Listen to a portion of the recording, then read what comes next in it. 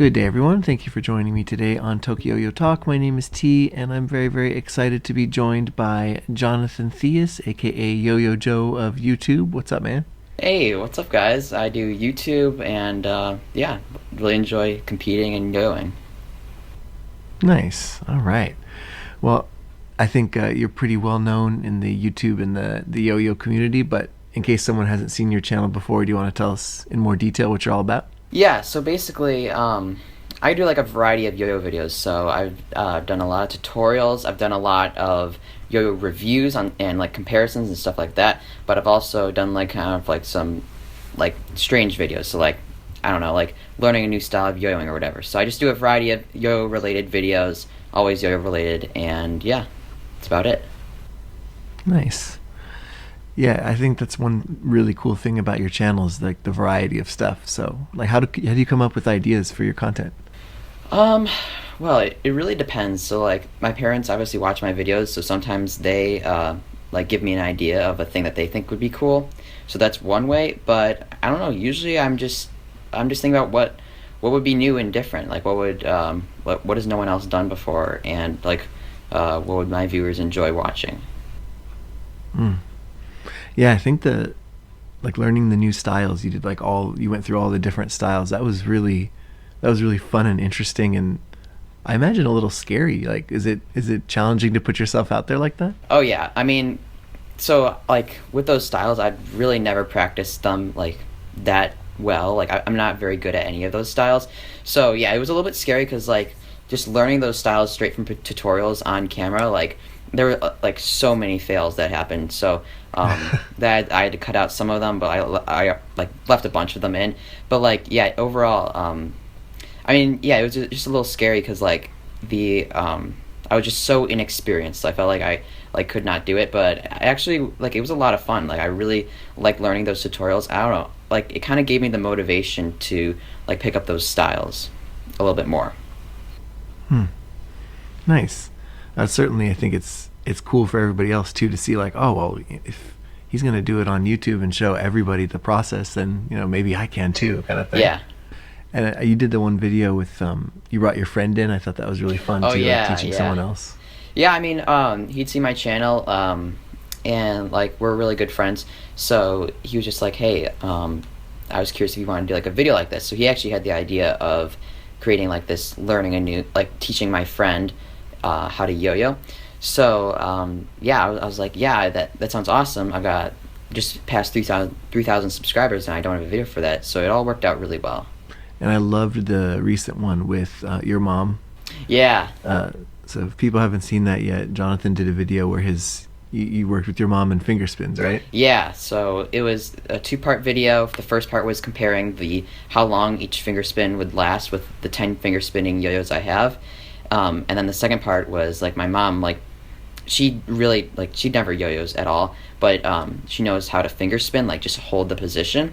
So then she could tell us like from a beginner's standpoint, like what the finger spin is like how easy it would actually be to do it. So I just thought it was interesting. Oh yeah, that was probably like one of my favorite videos I've seen in a long time. So that Well, was thank awesome. you. It seems like she was really supportive and like totally game to do whatever in the video. Seemed really fun. Like, your parents and your family in general pretty supportive of your stuff? Oh yeah, my parents love that I've got some, like a healthy habit and like a healthy occupation that I do, and they just love watching my videos and seeing how I like progress in like filmmaking and stuff like that. And so yeah, I'm always worried when I bring a guest on that they'll be like really shy and such. But my mom really impressed me, like how like natural she was on camera. And I think back when she was like little, I think she was on like a couple like game shows or something like that. Just back in the day. So she's pretty good at talking with the camera. And yeah, overall, my parents are really supportive of it. They don't really buy me that many yo-yos. I mostly buy them myself, but they just like support me verbally and such. And so, kind of going, as you mentioned with your channel and stuff, how did you get started on YouTube? Let's see. So it started, I think the year was 2015. And it was actually my friend and I. We started a YouTube channel. So I don't know. I had watched a bunch of videos. I can't remember who exactly really got me like motivated to do it. But both were yo-yoing. He doesn't yo-yo anymore now because he's just got like other hobbies and stuff.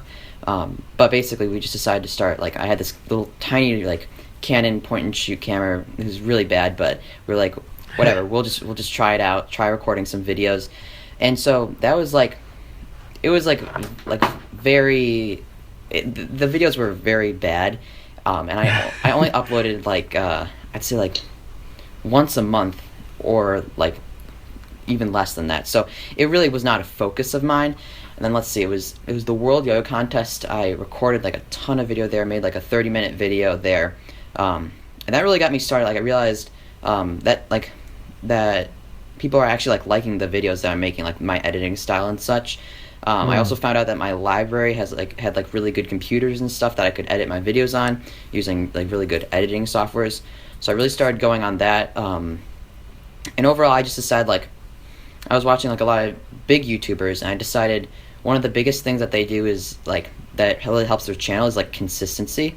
And I haven't really been that consistent lately, but like I feel like it's such an important part of any like YouTube channel right now, because then like when you upload on the specific date at the specific time that you promise, people are like looking out for it. So that's how you get like, I feel like it's a really important part in like getting more views and subscribers, because it's like if you're like just on and off, like no one knows when you're gonna upload a video, and it's just like a shock when they see it. But if they know it's gonna be around a certain time, I feel like they're looking for it, and then they're like excited to see it.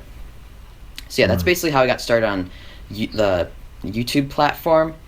I think I was on Instagram, just like posting occasional yo-yo videos a little bit before that, but yeah, that's how like the social, like my presence online started. Yeah, definitely. You have a really professional editing style. I think that's a big attraction too for people. It's like Thank you. You don't see that kind of quality on YouTube a lot, right? It's like Yeah, I mean, I never really got the idea like how like all these people don't have the greatest quality. I don't know. I just I was like picking up camera stuff. Like I was like really interested in filmmaking and stuff like that, and I still am. But I was like, hey, why don't I just like make this picture look the best it could possibly be, and then see how people like that. And people really liked how just like the style and the background and everything, just like the clean look of it. And I looked back on it, and I said, I like that was a really good choice of mine. I feel like it really helped my channel like stand out from others. you mentioned that you did some of your editing at school. Do you ever kind of do stuff for school or submit this stuff, or does it ever feed back into your studies at all? Well, so last year I took a class called Video and Animation. That's where I learned how to edit. I also learned a lot online on how to edit. So I would go to the library, like my public library, and edit videos there. I don't do that anymore because I finally saved enough for a professional like computer at home. So now my entire workflow is at home. I record at home, I edit at home, and upload there. But yeah, back I think I've only been doing this whole thing at home for about 2 months. But back then, yeah, what I would do is I knew how to edit from school and online videos, and I would go to my public library, and then they would have these like green screen rooms where they have a good computer, recording software, and all that kind of stuff. And I realized like how valuable that was, because not like every community has that. And so I really took advantage of it. I would come every week, I'd reserve a room for like 3 hours or whatever, edit my video, upload, and that would be like my week-to-week basis. Like I would do it every single week. Now that I have my own computer, I can edit and like record whenever I want. It's much nicer. But I feel like that was like really valuable to like the startup of my YouTube channel, because before I was using like Windows Movie Maker. It was really terrible software and a really terrible computer. But yeah, that's has it ever affected my studies? Well, like I feel like it's helped me with like cinematics and stuff like that, like progressing in filmmaking. And so yes, in my video editing class, like I've used techniques that I've maybe used in yo-yo videos, but I've never really like submitted one of these videos that I post on YouTube to like school or whatever. Using more like the other way around, using what you learned there to affect your stuff. Nice. Yeah, exactly. One thing I think also kind of helps your channel stand out, and certainly actually on my channel, it's something I wasn't, how should I say, like something I noticed from your video that I kind of tried to incorporate into mine, and I don't do a very good job at it because I'm very shy, but on camera I get pretty sheepish. But you're very positive, I think, and I know I've seen a lot of comments about that too, like, wow, it's just such a nice guy. Yeah. Like, I mean, yeah, very bright and energetic and stuff. Yeah, on YouTube, like, I feel like my, like, yeah, I do, like, try to be, like, very energetic, and I feel like people come to YouTube to be like, they don't want like it to be a bad time. Like it's a social media, and people want to be like, I don't know, inspired or whatever. Like they don't want like to watch a video of someone just like being like sad and like grumpy or whatever. They want it to be like energized and whatever. So I would like, yeah, I do work to be like really positive in my videos, and also like really nice. Also like obviously in real life when I meet any of my fans. So like at the Illinois State Yo-Yo contest, I mean, I made sure to be really positive and stuff, and I feel like that's like a valuable trait in any YouTube creator. Yeah, I think what really stuck out to me, it was such a simple thing, but when the first time I watch your video, like a lot of times people on, YouTube, they have like the, what's up everybody, hey, what's going on? And I think your video just started with, hi everyone, I hope you're having a great day. And I was like, wow. It's like such a simple thing. Yeah, but, I do make sure to say that, because I mean, like, yeah, there's a variety of people that come to YouTube and watch my videos, and I feel like that's, if I can say that one thing to just make their day a little bit better, I mean, I'd love to do that and make someone's like day a little bit better just talking about that.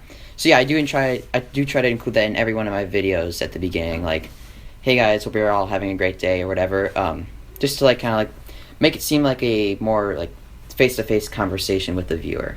I think a lot of the guests I have on the show here, especially in relation to like YouTube's, not YouTube, but yo-yo stuff, are on like the youngish side. So do you see like in your yo-yo career and being on YouTube and stuff, seeing so many younger players and stuff, do you think that is a trend right now? Are there a lot of younger people doing yo-yo stuff? Or Yeah, I mean, so I've only been doing yo-yoing for 3 years, so I don't really know what the trend with age is, but I have been noticing on Instagram and stuff like that, like a lot of younger players taking up yo-yoing. And yeah, so it is like, I think it's great because I feel like yo-yoing is such like a valuable hobby, and it was such a like important part of my childhood, and it still is, because like it's just such a nice relaxing hobby. There's no harm with it or whatever, and I feel like the more young people that pick it up, like the better, because it's a really positive community, like really inclusive and such, and I just feel like it's a lot of fun. So yeah, overall I love to see new players on Instagram or YouTube, just like younger people taking up this hobby, because I think it's a really good one to be a part of. do you see yourself continuing with it like as far as you can in the future, or what do you think is? Well, so yeah, so I'm a sophomore in high school right now, 16 years old. I'm not sure what I'm going to do in college. So I still have to think about that, whether or not I'll have time to film videos. It would probably be like a lot less frequently if I do continue to film videos, and I'd love to do that. I feel like I'm going to keep yo-yoing as a hobby, but as I get like more busy, as I get older and such, I don't know how much I'll be competing, but I think I really want to stick with it as like a hobby, because it's just such a nice thing to like always come back to. It's always just a lot of fun. So yeah, I'm not sure what I'm going to do with YouTube in the future, but I definitely want to keep yo-yoing just like as a hobby. All right, well, I would keep throwing questions at you, but I've actually got a ton of questions on Instagram for you. People really came out. Okay. I think this is maybe the most questions I've ever gotten for a guest before. Really? So, Awesome. yeah.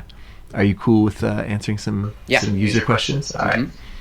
These are going to kind of be all over the place, so sorry if we go back and forth, but all right. So our first question here is from TWells1226, who asks, do you run your bearings dry or lubed? I'd say pretty dry. I don't really do yo-yo maintenance that much. If my bearing is like really loud, like really scratchy and stuff, and it's just like not performing well, then I will lube it. But I'm pretty bad about yo-yo maintenance. I definitely dry bearings, I feel. 24 New Shoes asks, if you were able to create a new style of yo-yo, what would it be? That's a tough one. I feel like it would definitely be something with like something with foray. Like maybe like I know there's already like the whole foray. I know that like there's solo ham and regular foray, but then there's one where like you have one yo-yo but like 2 strings on either hand, and that involves like a lot of like regenerations and stuff, just a lot of cool stuff. So if I invented a new style, I don't really know what it would be, but it would definitely be something with foray, because I feel like that style is like really easy to create like new variations to it. So definitely something around there. Maybe like I don't know, maybe like two strings on each hand or something. I don't know, but just something around it and for it, because I think that's really cool. Aaron CHXN Yo-Yo asks, what got you into yo-yoing? So it was, let's see. So my friend and I one day, this is not the friend that I started YouTube with, but my friend and I, we were just like messing around with yo-yos, and it was mostly YouTube. So I was watching like the old videos, like I think it was called like Expert Village with Andre Boulay and Oh, Yo yeah, Tricks. right. So I watched a bunch of those videos, and I was like learning a new trick. I think the first trick I actually learned was Rock the Baby, and I was like, wow, this is really neat. Then I think a little after that, I got a gift of a yo-yo, and I was like, I started learning more tricks. I think the second trick I learned was how to wind your yo-yo really fast, because one thing that always turned me away from yo-yoing, like in the past, was like I hated winding up the yo-yo super slow and just like manually doing it, and I really Right. liked how you can do it super fast. So that kind of got me started in yo-yoing, was mostly YouTube, but also like a little from my friend, because that was the first day I ever really yo-yoed and took interest to it. All right, I like this one. Tony, I think it's Tony Gown asks, how do you explain to people who don't understand why we pay so much for a simple toy? Oh, that's so funny, because I was actually just hanging out with my friends yesterday, and they were asking me about like a little bit of yo-yoing, and like I told them like the prices of some of my yo-yos, and they're like, "What? Why would you pay that much for just like a little toy?" But the best way I could explain it is different yo-yos are good for different things. So I feel like in like the yo-yo world, there's no real perfect yo-yo. And I don't know if there ever will be, because there's always different things. So there's ones that are really good for competition, but aren't like satisfying or like fun to throw down. So the best way I can describe it is each yo-yo feels different. It's like each yo-yo is unique, and I feel like another part of it is also like new yo-yos and such. They do take a lot of like craftsmanship and such to produce and make, and like design an actually good yo-yo. Like it's not easy to design a good shape and such that will play really well. So I feel like there's like a lot that goes into each new yo-yo, and I feel like that's why the price is so high. Yeah, that's a really good way to explain it. It's like craftsmanship and design, just like anything, right? Yeah. Next one here is from Felix Bach, who asks, what music do you listen to when you play yo-yo? Okay, so I listen to, like, generally it's a lot of like EDM and like electronic music, just like, I don't know how to describe it, but it's a lot of the music that you hear at any contest. It's just like electronic music, like dubstep and house music. So a lot of that. There's no specific like playlist that I listen to for yo-yo things, but I usually go on YouTube and listen to like Trap Nation, Trap City, just something around there. And those usually find me a bunch of cool like yo-yo videos or yo-yo songs, sorry, to listen to while I yo-yo. But yeah, that's around it. Trick Novice asks, are you a big supporter of Yo-Yo Factory? Because a lot of your reviews are based on Yo-Yo Factory yo-yos. Yeah, I'd say so. I feel like I definitely have the most Yo-Yo Factory yo-yos out of any company. So yeah, I guess am a big supporter of Yo-Yo Factory. I do think that all the yo-yos that they make that I have are like really solid. I feel like they put a lot of time into making like good designs for players, and it's always interesting to like see what new unique yo-yos that they make are. But not just Yo-Yo Factory. So I love Yo-Yo Factory, but there's also like a bunch of other companies that I like. So like I like a bunch of C3 yo-yos, CLYW yo-yos, and stuff like that. So I am a big supporter of Yo-Yo Factory, but I'm not really like tied to any one company. Peter Hunter 12 asks, what's your top yo-yo from last year? And then the second question is, bimetals for everyday throwing, yes or no? Okay, so for the first question, favorite yo-yo that was the favorite yo-yo that was made in 2017. Let me look at my collection. I'd say the Iceberg. That one really stands out to me, just because of like the sheer amount of rim weight that the yo-yo has is like very intense, and I feel like it's such a good yo-yo. It's like it's so solid and overall really good, and it's also like a really nice hybrid. So like I've tried a lot of hybrids in the past, meaning like metal and plastic, and I don't know, some of them just haven't really felt like good while you play with them. But the Iceberg, like that really stood out to me, because that one really plays nice. So that would probably be my favorite yo-yo that was made in 2017. And then the second question they asked was, bimetals for everyday throwing, yay or nay? Okay. I'd say yeah. I mean, I don't have that many bimetals, but yeah, I mean, bimetals are great yo-yos, and I feel like they're there's gonna be a lot of new bimetals that are coming out in the future because I feel like it's kind of the new trend with yo-yoing. So yeah, I mean, I'd be fine with a bimetal for everyday throw. Next one here, it's a bit similar. It might be the same answer. I'm not sure, but we'll see. Why is the I can't read their name. Why is the Renochies? Okay, they're gonna come at me in the comments. Who asks what's a favorite yo-yo? Okay, so I've answered this question a lot. So my favorite yo-yo switches around just a ton. Like it's usually whatever yo-yo is new, but then sometimes I'll come back to a yo-yo that I haven't played with in a while and be like, wow, this is really good. So my favorite yo-yo right now would be the Vapor Motion because I don't know, it's so unique, and I'm really excited to make a review on it because I got a lot of thoughts. But that one is really, really good right now, and I'm really enjoying playing with that. Sitting Milk 21 asks. They actually had two questions, but I think they work together well. Like, who are your favorite yo-yoers, and like, what are your biggest inspirations? Okay, so yeah, my favorite yo-yoers. Let's see. I'd say so. Gentry Stein is a huge one. I watched so many of his videos. Especially like some of the older videos, like 2011 and stuff. So he's a big inspiration. Who else? Andrew Mader. I've like thought of a lot of tricks based on watching him play. My friend Tyler Brooks, big inspiration for me. Like I just love how he plays and his style and everything. That's really big. Zach Gormley. I mean, he's a huge inspiration. I feel like for everyone. But let's see. Anyone else? Charles Haycock. I've been watching a lot of his videos, and his tricks are just so insane sometimes. So, yeah, I'd say those are my biggest inspirations right now. But similar to my favorite yo-yo, it switches around a lot, just based on what like style I'm trying to yo-yo with. That's a good spread of people, though, right there. Yeah. Next one is from EOSX 44 Draws, who asks, "What's the best yo-yo colorway ever?"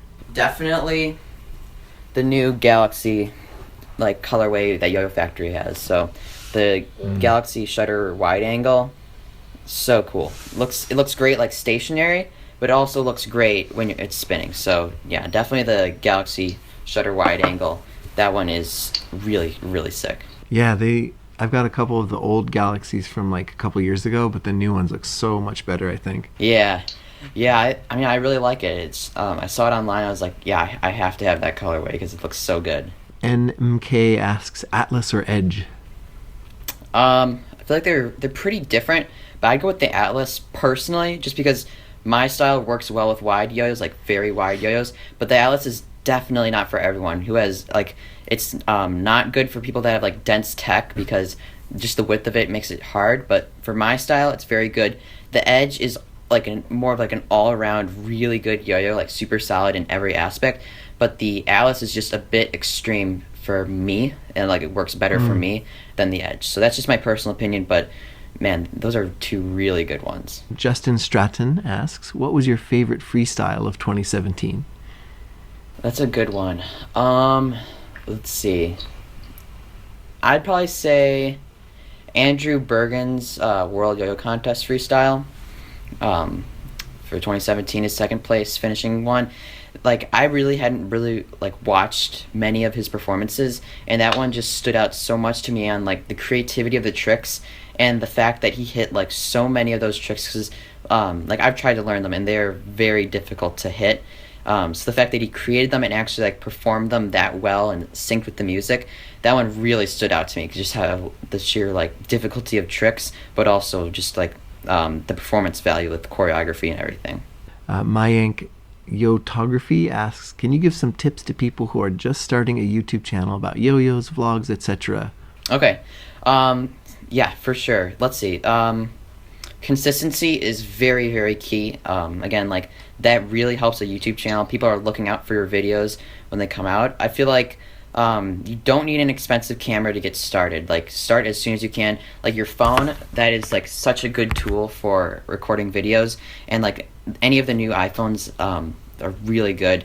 So also definitely like spend some time with like editing and filming and stuff. Like it may like seem tedious and like not really worth it, but people are gonna notice that and find your channel unique through that. So definitely like spend a fair amount of time editing and filming your videos because that's very important. Yeah, definitely. The editing thing I think is huge, especially these days. Yeah. Next one is from 2Hyper, who asks, how would you describe your journey as a yo-yoer from basic yo-yoing to the competitive scene? So I feel like I definitely could have competed sooner, but I was too afraid to do so. But the first time I ever competed was at the 2016 Illinois State Yo-Yo Contest. Or wait, no, maybe it was 2015. It was around then, in April. And yeah, for that contest, like I was super nervous, but I definitely could have competed sooner. And kind of wish I had, because there were so many good opportunities and when I started. But I feel like I progressed like fairly exponentially. I started by just watching tutorials, basically self-taught, and I just watched tutorials, learn new tricks, and just watch a ton of YouTube videos to learn just the whole thing. So I personally was like really scared to start competing, but I wish I had started sooner so I could get more experience being on stage. So yeah, hopefully that answered the question.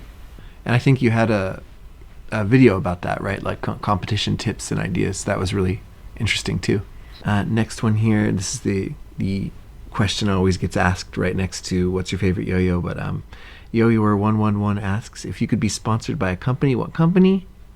Okay, so currently, right now, I don't really want to be sponsored because I'm focusing so much on YouTube that if I was sponsored by a company, I feel like that would really like sway my thoughts on any yo-yo.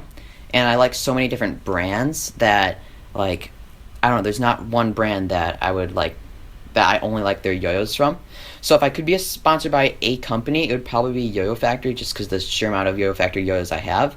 But currently, I'm not really looking to get sponsored because I just want my opinions to be like neutral, like no bias from a company. That's refreshing. I think a lot of people, not maybe people I've interviewed, but people in the community, you always see that in the comments, right? Like sponsor me. Like that's a big thing these days. Yeah, I mean, I feel like there's a lot of hype with being sponsored as a yo player, but I mean, I've talked to people that have been sponsored and then gotten out of being sponsored, like by one way or another, and a lot of them say that they wish they hadn't gotten sponsored because, I mean, being sponsored, don't get me wrong, is such a cool honor, but there's a lot of like limitations that there are, like with what yo-yos you can use for a contest or what shirt you can wear. So personally, I like a variety of companies and yo-yos, so I'm not looking to get sponsored. But yeah, that's just my thoughts on that. Oh yeah, sorry, they had a part 2 to their question. If you were able to get a signature yo-yo, what would you design it like? That's hard to say. Definitely wide. I love wide yo-yos just because of the sheer amount of consistency that it brings. So it'd be wide with a shape that's like very accommodating for like strings and whips like that. Let's see. I'd probably design it a lot like the shutter and the edge. So I want it probably fairly rim weighted, a little more on the heavy side than the light side, just because I feel like I like that solid feel. But yeah, so wide and a little on the heavy side.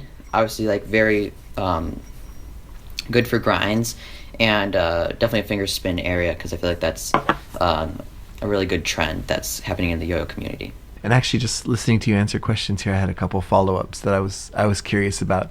So you mentioned once or twice like trends of bimetals, trends of finger spin, stuff like that. Are there, I guess, both sides? Are there any trends that you think are not good in yo-yo, and then what do you think are some good trends that are happening right now?